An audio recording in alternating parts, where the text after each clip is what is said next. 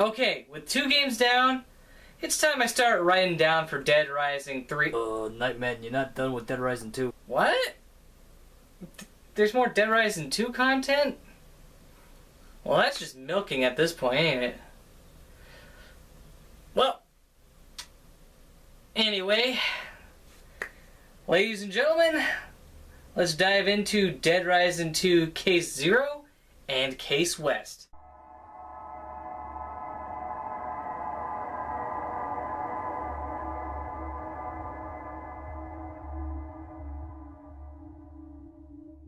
As I said in the last video, the main Dead Rising 2 was being hyped by Capcom, that Blue Castle and Inafune put together a separate prologue game a full month before 2's release, to bridge a link between 1 and 2.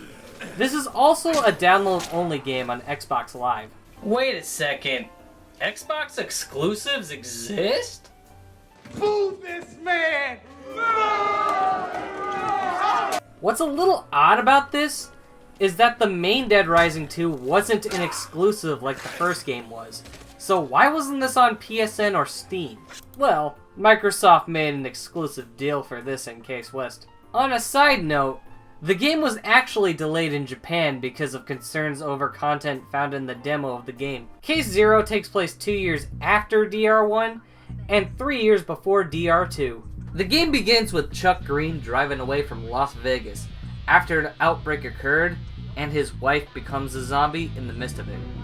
Him and Katie stop at a gas station in a desert town called Still Creek. As he gasses up his truck, he spots some jets flying by, and his watch alarm is going off, meaning it's time for Katie's shots. As he's about to give the injection to Katie, she gets up to resist the shot as, well, obviously she's younger here than in the main game. Katie tells her dad that she hates the shots, but Chuck tells her that she won't need another one for another 12 hours. And it goes to show how much she's grown since this game.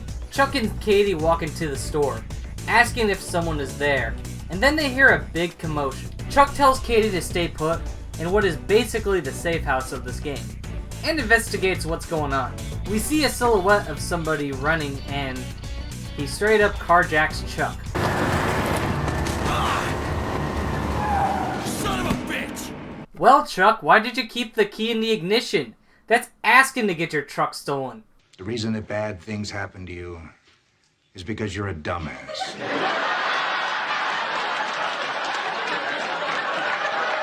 To make matters worse, the Zombrex was still in the truck that was stolen. Nice going, hero. Katie, who disobeyed her dad, is walking towards Chuck, pointing out that there's somebody in the direction that she's pointing in, and it turns out there are zombies. He takes Katie and runs back to the convenience store, and blocks the door with a vending machine, so the zombies can't get in. They go to a garage, and Chuck tells Katie that he's going out into town to find more Zombrex. But as Katie, being afraid, tells her dad that she doesn't like the Zombrex. Chuck tells her that she's going to need it, as well as, we don't want her to turn. And he reassures her that he'll be back ASAP. Katie is asking her dad if he's not afraid of the zombies, who she thinks are just quote-unquote bad people, and Chuck reassures her that he will keep her safe no matter what. And so we make our spiked bat, because combo weapons technically made their debut here, and we go out to the junkyard and find the exit. Once you get out into the city, you get the map of Still Creek and kill some zombies with your new spiked bat, while also searching for Zombrex. Chuck goes to an abandoned quarantine zone and sees a tipped over truck. Chuck opens the back door to the truck, only to find a dead body and some empty Zombrex boxes. He keeps searching until he finds one that has Zombrex in it, only to then hear a radio call for a backup quarantine crew coming to Still Creek by nightfall. Chuck then finds a piece of a broken motorcycle, and we take it back to the garage, because they need to get out of here by nightfall. Chuck checks what parts he needs for the bike, as we hear Katie making some noises as she is feeling sick. She asks Chuck for some Zombrex, but it's too early and we don't want her to overdose. She then changes the subject to Chuck being able to fix the bike, and Chuck, being the handyman he is, happens to be confident that he can fix anything. And now we begin our hunt for the bike parts. And yes, this entire game is one big fetch quest. Meh, it's only a 2-hour game at most anyway. We leave the garage only to see the wasp scene again, because it's Dead Rising tradition to have to kill a wasp and see all the zombies' heads explode. And we then help out our first survivor, Dick. You said... As he's trapped on top of a van and surrounded by zombies. This is important to help this guy, as he'll be your merchant for this game. Thus, if you have the cash, you can get easy access to Zombrex and some weapons. But more importantly, he sells you the tire you need for your motorbike. Next is the easiest item to grab, the gas canister. And it's the easiest because it's literally at the gas pumps. We then unlock a side door from inside the movie theater to grab the engine that's randomly in the alley. We then climb up to the top of one of the buildings to talk to Bob Blackrock, who is not only looking for his daughter, but also informs Chuck on the whereabouts of some survivors that you can bring to the garage, since that acts as your safe house for this game. This is also the best way to level up and farm cash, since this game doesn't give you as much time as the mainline Dead Risings. One of the survivors gives you the key to the shed, and now we have the bike forks. Now all we need are the handles for the bike, but luckily there's 2 survivors who have what Chuck needs. 2 guys named Jason and Archie. No. Anyway, you help them out, and they happen to be fans of Chuck. However, Jason won't give Chuck the handle as, and I quote, "it makes for a kick-ass weapon." And he will only give it to you if you find a broadsword. I have to go out of my way to find a specific weapon for this dude. Congratulations! You managed to be even more annoying than Otis. There is a broadsword on the top of the diner. However, platforming is not this series' specialty, and you need to do that to get to the damn sword, so it's trial and error since Chuck can't seem to grab onto ledges sometimes. We finally get the sword and bring it to Jason, so now we finally got our last piece for the bike, and a few survivors, but holy shit, I gotta give Katie her injections. Thank you, Jason, you prick! So Chuck wakes Katie up to give her the Zombrex. After the injection, Katie's asking why did her mother bite her. Chuck then says it wasn't her, it just looked like her. And I guess you could say that's true. Then, a mechanic shows up from behind. It turns out this guy is a psychopath who hunts for zombies, and counts Katie as one since she needs Zombrex. Chuck tells Katie to run, while he tries to stop the psychopath. He manages to push Chuck off to go hunting for Katie. He briefly notices Katie running in the junkyard, but then he sees Chuck, and we begin this game's one and only boss fight, who isn't too hard. He'll either shoot at you, or hits you with his pitchfork that he happened to tape to his gun. Good to see him and Chuck have the same ideas, and will even hit you with a blowtorch if you're close enough to him. After you beat him, he tells Chuck that Katie may be safe now, but someone else will go after her sooner or later, claiming the government will do her in if he can't do it. He hits a pile of cars, one falls over, and he gets crushed to death. Katie was hiding in a dumpster that we usually tell Ashley to hide in Resident Evil 4, and Chuck tells his daughter that he will never let anyone take her away. And now we just have to finish the bike. We have nothing left to do in very little time, so Chuck and Katie hop on the bike, open the garage door, and get out of here. But the military have arrived in Still Creek, and are now after Chuck. So sadly, we gotta ride the bike out of here, and the bike controls suck just as bad as it does in the main game. So, you have a time limit, soldiers shooting at you, and crappy bike controls, but this sequence is thankfully not too long, and you got some rocking music to go with your escape. They fled the town, but Chuck spots his truck in the desert. Conveniently, the guy who jacked Chuck's truck mysteriously died, so Chuck grabs his iconic racing jacket, the Zombrex, and a picture of Katie. He gives Katie her backpack and tells her he will keep going until she's safe, and they ride off into the sunset. And then kill the sound place. Dead Rising 2 K0 was a solid little preview for what was to come for the main game around that time. But there's some other content before we move on to Case West. Because there's a comic that's canon to the series known as Road to Fortune City. However, talking about comics is not really in my forte, so I got into contact with a friend of mine, Fighter Wolf Neon, to talk about Road to Fortune City. Take it away!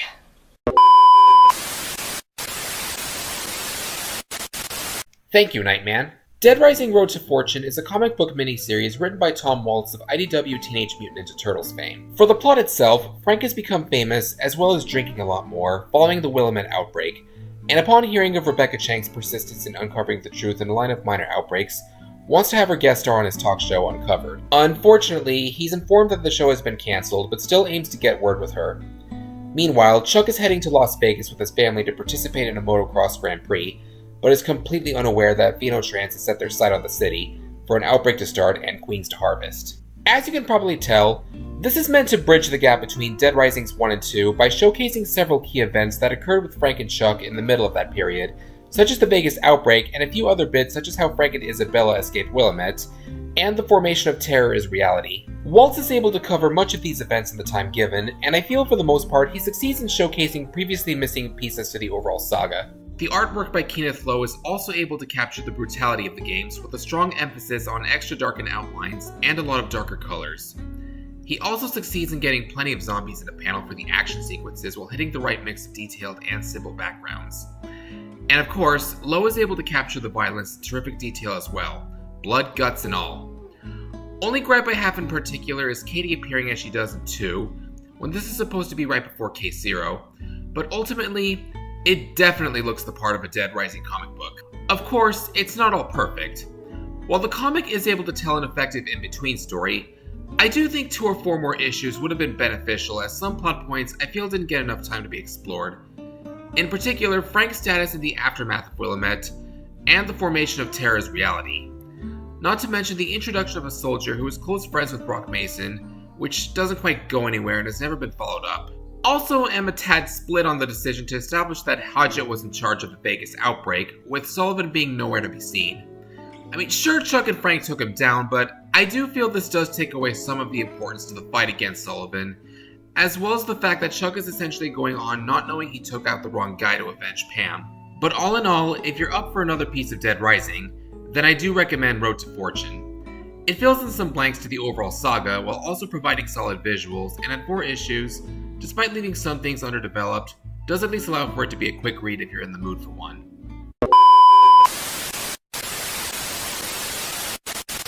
Thanks, Fighter Wolf. Now we'll move on to the finale of 2's story. Dead Rising 2, Case West. Keiji Inafune announced Case West at Tokyo Game Show in 2010. At the same event, Capcom also made their announcement of purchasing Blue Castle, as I mentioned in the last video. Inafune also stated that the reason this epilogue game even exists was due to the prologue game Case Zero selling nearly 500,000 copies on Xbox Live. And you know what? I'm glad he did! This is a really good story that connects the first and second games. The game starts off right where ending A of DR2 left off, and Chuck is fending off zombie TK. However, 1 second in, and I already see an issue. In DR2's canon ending, Chuck was surrounded and pinned down by a whole group. But here, it's just the zombie TK. What happened to the other zombies? Was Chuck able to kill them? And if so, where are the bodies? Did the writers even pay attention to their own game? No. Anyway, Chuck is struggling to keep zombie TK off of him, only for the elevator door to open, and zombie TK gets killed via a bat to the head. From none other than the legend, the man himself, Frank West. Chuck recognizes Frank, but Frank pushes him down as soon as he tries, because he saw the bullshit reports about Chuck on TV. Chuck explains to Frank that Phenotrans framed him for the outbreak. Frank, in order to get a rise out of Chuck, tells him that there's a nice bounty on his head. As Chuck asks if that was the whole reason why he's here, but Frank reassures him that he doesn't exactly believe everything the TV tells him. Chuck informs Frank that Phenotrans has killed millions of people in Vegas and Fortune City, including both his wife and Rebecca. Frank has a bit of a reaction to Rebecca's death, because remember, they knew each other.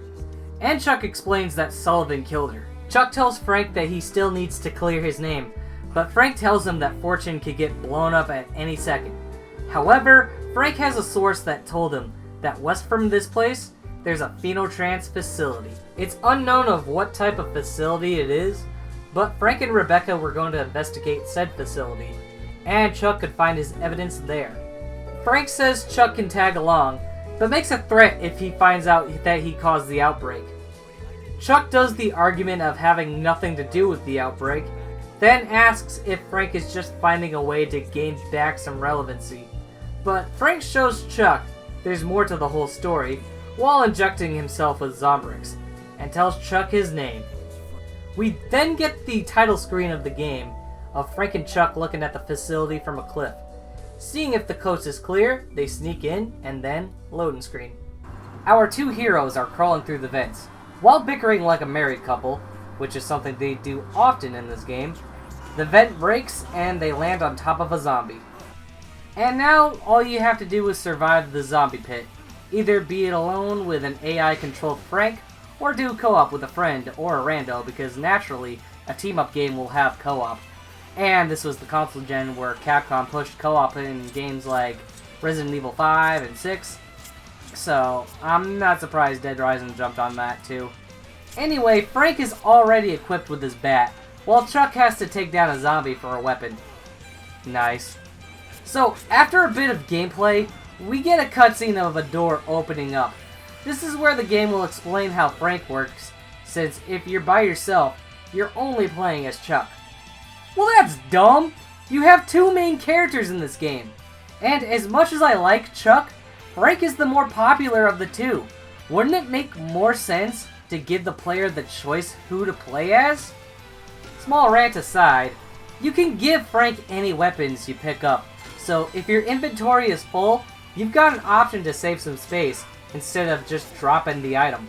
On top of that, you don't need to worry about Frank like you would a survivor. One, because in canon this ain't his first rodeo, and two, he doesn't have a health bar to worry about. And I'm totally okay with this, because that would have made the game more tedious that way. We get past the zombies and open the door to escape, and we're supposed to go to the shipping office, which acts as the safe house here. And not only are there zombies to kill, but there's also these annoying ass security guards you've got to deal with. Of course, this game also brought in some new combination weapons, like Chuck taping a football to some grenades, so we can kill zombies with American swords.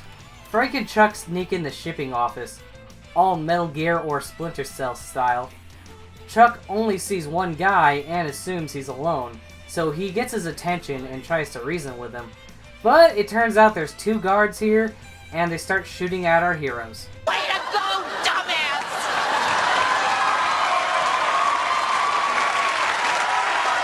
After taking care of the guards, there's an announcement on the speakers that their zombie supplies have escaped out of their containment. Frank's anonymous source messages him and Chuck on one of the computers. Chuck finds it suspicious that Frank's source could be working for Phenotrans. However, Frank just points out that he or she let the zombies loose as a distraction for the security and open the doors. Chuck still ain't trusting Frank's source, but he or she faxed a map to them. Frank's source tells them if they enter these access codes, he or she could hack into the security network. Then he or she could download some info about the Phenotrans facility, like security footage.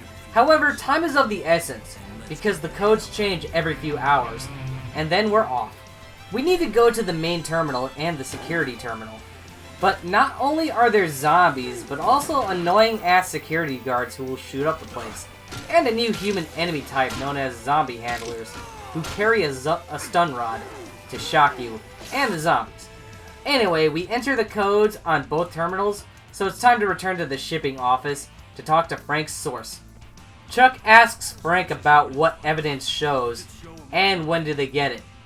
Frank tells him it should show what's going on in the facility, but it'll take time to download said evidence, so Frank says they should check back later. Chuck states that Frank may have his story, but Chuck still needs that evidence to get him in the clear. Frank's source tells them that he or she will try to figure out, and Chuck, who is frustrated, is about to storm off and find the evidence himself. But Frank's source tells them that he or she wants to take them down as much as they do, and that Chuck needs to believe him or her. And so, break from the main case. There are no optional psychopath fights to do in this game, which, honestly, it makes sense. What would some crazy non-scientist be doing here? But there are still survivors to rescue, but not in the way the other games did it. At times, you'll find a scientist surrounded by zombies, so you talk to them, clear out the zombies, and because you don't really have a safe house in this game, you don't escort the survivors. They just find their way out of the facility. You know, that's kind of a lame substitute, but seeing how this is a shorter side game, I'll give it a pass this time. Hopefully none of the later games does this right. Back to the main story, Frank is talking about how Phenotrans is collecting the queens from the zombies with the gas. And Chuck points out that said zombies came from Fortune City. Frank's source gives them a message that Chuck's evidence should be in the director's office. And of course, it can't be that easy, as you'll need the classic key card. The place is rigged with alarms. Chuck messages the source as to who he or she is, and he or she disconnects. I'm out of here. So, we now have the key card, but also the game explains how the camera works in this game. Because it's not like how it was in Dead Rising 1, as taking pictures of zombies or survivors is completely useless for getting PP. Here, you have to take pics of PP stickers on certain things on the map for the extra. Anyway, the two make it into the office. Frank sees a missing people's report and a list of prisoners, and Chuck finds the evidence in the folder that shows that Phenotrans has been using queens to make Zombrex from their underground facility that we saw back in the main game. Frank points out that the company has been telling the public that Zombrex is a synthetic, and they no longer use queens. But as we saw, and Chuck points this out, it was a lie, and that Zombrex is still made from queens and zombies. After finding out that these people have been guinea pigs for Phenotrans' experiments, Frank, in a fit of rage, throws his Zombrex across the room, and hits a security laser. Good going, hero. So naturally, the security alarm goes off, and Chuck picks up Frank's Zombrex. I am too smart. I am too smart. I am too smart. I am too smart. S-M-R-T. I mean S-M-A-R-T. As the two try to make an escape, they're intercepted by two sub-bosses, the Hazard Units, who are security guards in heavily armored suits, and they carry impact hammers that will send you flying. They typically will take a bit to take down, but if you get your hands on an impact hammer, you will be able to inflict more damage on them. We took care of the Hazard Units, but the door is still locked. A guard is trying to contact the Hazard Units, so Frank picks up the walkies and tells the guard that it was just a security malfunction, and then the door is now unlocked.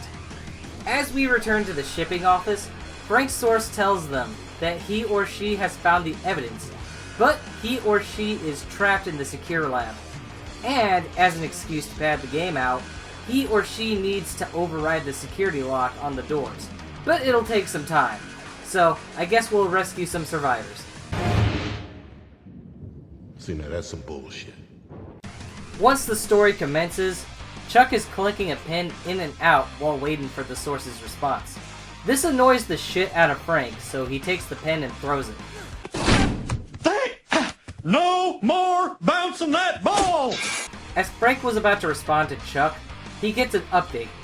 The source has downloaded the evidence, but they need to break into his or her location.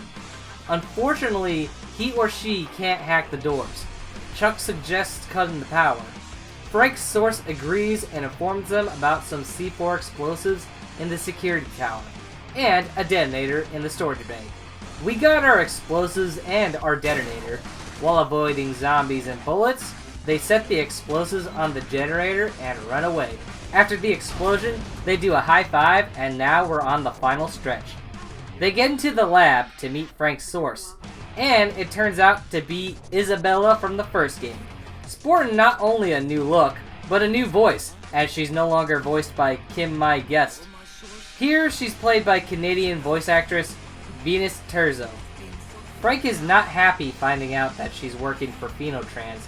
However, Isabella explains that she had no choice in the matter, as she would have been arrested if she refused. Frank is questioning her about her knowledge of them using queens, but she was trying to work on a synthetic. However, Phenotrans stole her work. Isabella says she needs to escape and continue her research. However, the head of Phenotrans comes in, telling her that won't happen, and sends in her guards.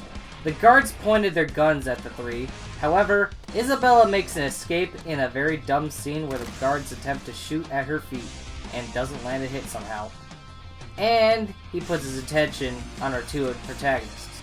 Chuck comments that she was using them to make an escape. The big bad tells our heroes that no one is getting out alive, but Chuck tells her that they don't care about people's lives.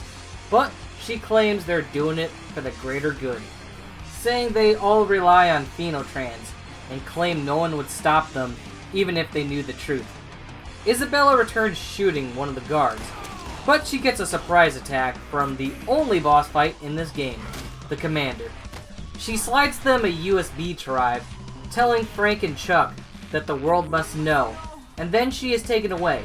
Not that it matters, as the Commander crushes the damn thing, and we begin the fight. Well, that was pointless. He wields two impact hammers, so he will do a super ground pound, and knows one of Raiden's moves from Mortal Kombat. He will also jump to higher ground to get the jump on you, or call in more security guards or hazard units for you to kill, just so you can have a gun or impact hammer, or launch acetylene tanks to fly towards, and explode on you. Also notice the 2 stars next to his health. This will be the first time a boss in this series has 3 phases of health, because holy fuck, this guy is a beast. We beat the Commander. In the cutscene, he breaks the glass containing the wasp. He trips into the containment area as the wasps get into his mouth and swarm around him, and he dies. Oh, no, not the beast! Not the beast! Ah! Frank asks the head of Phenotrans, why would she do this considering she would need a remedy when there is a clear bite mark on her face? She then tells them she's had a cure this whole time via Isabella's notes, but she won't release said cure to the public as it wouldn't have been in the company's best interest.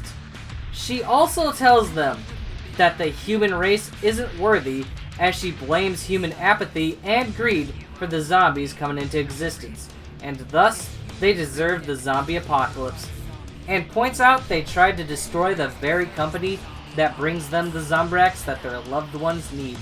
And now, Phenotrans needs to do another harvest. And then she sets off a time bomb to the facility. Chuck wants to grab that cure, but Frank tells them they need to escape, you know, since they will die if they don't make it out in time. But Chuck needs that cure for Katie, but Frank, being reasonable, tells him that it's too late and they gotta leave. The facility then self-destructs, and then we get into a cutscene. Disappointing they don't have a final mission where you have to make an escape under a time limit, but that's whatever. Chuck sits there wondering what kind of difference that cure would have made if it wasn't kept behind doors. But Frank points out that she was probably bullshitting him with that statement. But Chuck wants to keep up hope that there's a cure out there somewhere. Frank then says that they at least have the proof that Phenotrans were really the ones behind the Fortune City outbreak. But Chuck says that no one will take their word for what was going on in that facility. Frank's alarm goes off as it's time for his Zombrex dose, but he realized he left his Zombrex in the facility. But Chuck, who picked up said Zombrex, gives it to him. Because, and I quote, "The world needs Frank West." And so does Capcom, apparently! And so the game ends, and we get dancing zombies in the end credits.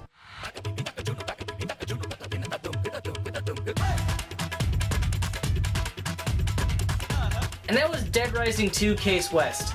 And it's a solid epilogue for Dead Rising 2's story. Both of these short little games were good ways to hold us over until the next mainline game would come out. However, I think it's finally time we move on to the third game. Hey, Nightman. No. You're not done with Dead Rising 2 just yet. What are you talking about? There's nothing left for Chuck's story, and same with Frank's for that matter. What more could you do with 2? I don't know. Maybe a what-if scenario where it's Frank who was DR2's lead instead of Chuck. What? Okay, that's just straight up milking at this point. Oh, wait a minute. No. This game may not be the next mainline game, but this game is rad. Come next time, viewers, as we return to Fortune City in an alternate timeline in Dead Rising 2 Off the Record.